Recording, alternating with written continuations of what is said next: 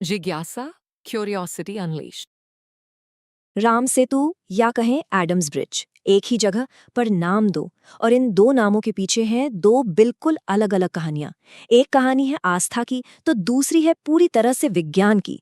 तो चलिए आज इसी पुल के रहस्य को समझने की कोशिश करते हैं, जहां ये दोनों दुनियाएं आकर मिलती हैं। जब हम इसे अंतरिक्ष से देखते हैं ना, तो ऐसा लगता है जैसे किसी ने दो जमीनों के बीच एक पतला सा धागा खींच दिया हो।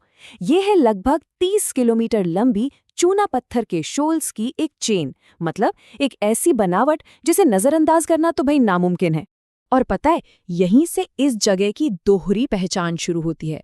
एक तरफ हिंदुओं के लिए ये है राम सेतु, वहीं दूसरी तरफ कुछ पश्चिमी और इस्लामी परंपराओं में इसे एडम्स ब्रिज के नाम से जाना जाता है। मतलब पुल एक, लेकिन देखने के नजरिए बिल्कुल अलग।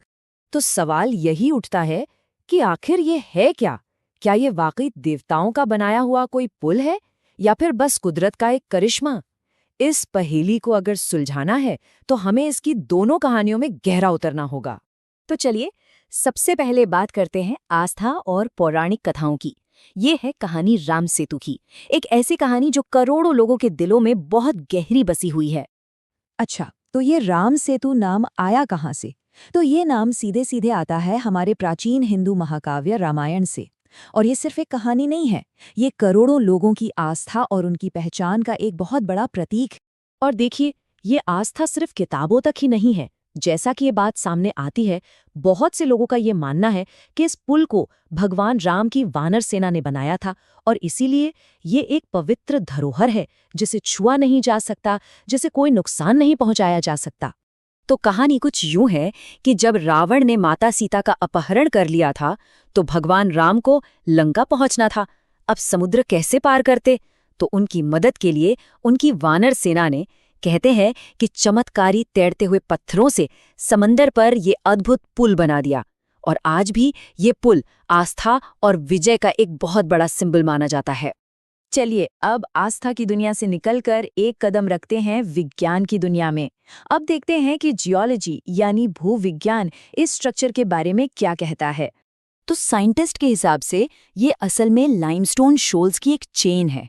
अगर इसे आसान भाषा में समझें तो ये बस चूना पत्थर से बनी एक नेचुरल उथली चट्टान या रेत की पट्टी है। और इसकी लंबाई भी कोई कम नहीं है, पूरे 30 किलोमीटर। ये भारत के पंबन आइलैंड से शुरू होकर श्रीलंका के मन्नार आइलैंड तक जाता है। अब ये जो 3D डिजिटल मॉडल है ना, ये हमें पानी के नीचे की दुनिया दिखाता है। इससे ये साफ पता चलता है कि इस पुल का ज्यादातर हिस्सा तो असल में पानी के नीचे डूबा हुआ है, और ये इसकी कॉम्प्लेक्स जियोलॉजिकल बनावट को भी दिखाता है। तो सवाल ये है कि वैज्ञानिकों के मुताबिक ये बना कैसे? तो देखिए, जो सबसे मेन थियरी है वो ये कहती हैं कि ये हजारों सालों में धीरे धीरे तलछट मतलब सेडिमेंट्स के जमा होने से बना है। ये एक नेचुरल प्रोसेस है। हाँ, नासा की सैटेलाइट इमेजेस इसका आर्क जैसा शेप तो कंफर्म करती हैं, लेकिन इस बात का कोई सबूत नहीं देती कि इसे इंसानों ने बनाया है। लेकिन रुकिए, कहानी सिर्फ आस्था और विज्ञान की नहीं है। इस पुल ने न सिर्फ इतिहास में भी एक बहुत बड़ा रोल निभाया है, ये संस्कृतियों और साम्राज्यों को जोड़ने वाला एक अहम रास्ता हुआ करता था। अगर हम इतिहास में झांक कर देखें तो पुराने ग्रंथों में इसका जिक्र भारत और श्रीलंका के बीच ट्रेड और नेविगेशन के रास्ते के तौर पर मिलता है। फिर प्री कॉलोनियल समय में जो भी राजवंश थे वो यहाँ से गुजरने वाले तीर्थयात्रियों पर टैक्स लगाकर इसे कंट्रोल करते थे। और फिर आया औपनिवेशिक काल, जब एडम्स ब्रिज नाम ज्यादा कॉमन हो गया। ये नाम इस्लामी और पश्चिमी कहानियों से जुड़ा है। और इतिहास और संस्कृति की ये सारी परतें हमें आज के सबसे बड़े टकराव पर लाकर खड़ा कर देती हैं।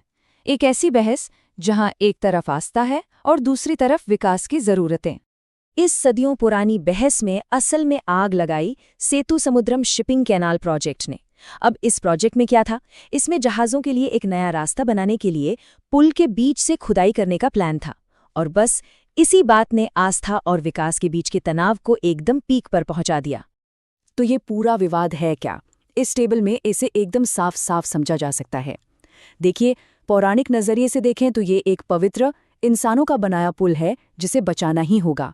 वहीं जियोलॉजिकल नजरिया कहता है कि ये तो एक नेचुरल बनावट है जिसे हम आर्थिक विकास के लिए बदल सकते हैं। मतलब ये बना कैसे? इसकी आज की हैसियत क्या है और इसका भविष्य क्या होना चाहिए, इन तीनों सवालों पर दोनों पक्ष आमने सामने खड़े हैं। और ये बहस सिर्फ बातों बातों में नहीं हो रही है। Indian council of historical research ने तो इसकी जड़ों तक पहुंचने के लिए पानी के नीचे खोज करने का प्लान भी बनाया है, ताकि कुछ मटीरियल एविडेंस मतलब ठोस सबूत मिल सके। इससे पता चलता है कि ये मुद्दा आज भी कितना सीरियस और कितना जिंदा है। और आखिर में ये सब हमें एक बहुत बड़े और मुश्किल सवाल पर लाकर छोड़ देता है कि जब इतिहास, आस्था और विज्ञान तीनों एक दूसरे से टकराते हैं, तो कोई भी समाज अपनी किसी ऐतिहासिक धरोहर के भविष्य का फैसला आखिर करे तो करे कैसे? सोचने वाली बात है और इसका कोई आसान जवाब नहीं है। Thanks for watching. Please like, share and subscribe, comment your next video topic.